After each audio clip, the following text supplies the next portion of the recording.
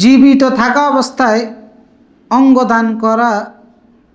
অঙ্গদান করে যাওয়া কি বৈধ হবে, যেখানে অনেক উপকার হতে পারে?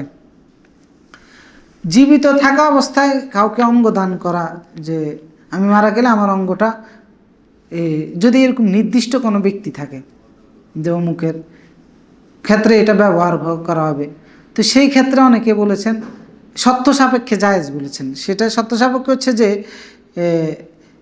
যে ব্যক্তি দান করবে উনি জীবিত থাকা অবস্থায় দিতে পারবে না, ওনার যদি কোনো অঙ্গহানি হয়।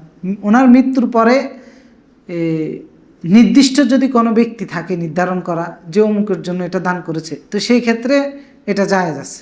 কিন্তু নর্মালভাবে কোনো হসপিটালে অথবা কোনো গ্রুপকে অঙ্গ, আমি মারা গেলে আপনারা আমার অঙ্গটা নিয়ে গেলেন, এইভাবে দান করা জায়েজ নেই মানুষের উপকার হলেও।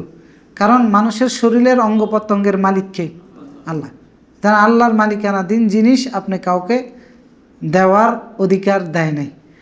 হ্যাঁ, মানুষের উপকার হয়, এটা বাহ্যিক দৃষ্টিকোণে দেখা যায়, কিন্তু এটা যদি জায়েজ করে দেওয়া হয় তাহলে আরও অনেকগুলো অপকর্মের রাস্তা উন্মুক্ত হয়ে যাবে।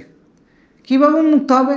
ওই জীবিত ব্যক্তিটারে মেরে ফেলবে, ওইটারে মেরে ফেলে, কারণ ওই নানান কায়দা করে দেখবেন যে অনেক রকমের নানান রকমের ঘটনা তখন, কারণ অপরাধীরা তখন অপরাধ করার জন্য, মনে করেন যার জন্য দান করে গেছে ওই ব্যক্তি এখনও জীবিত আছে, এখন তারা কোনো কায়দা করে এই ব্যক্তিরে দেখা যায় তুই মরস না কেন, তাড়াতাড়ি মর, আমার জানে ওইটা কাজে লাগাইতে পারি। এই জাতীয় আরও নানান রকমের অপকর্ম রাস্তা উন্মুক্ত হবে। এই জন্য শরীয়ত এটাকে নিষেধ করছে, এটা করা যাবে না।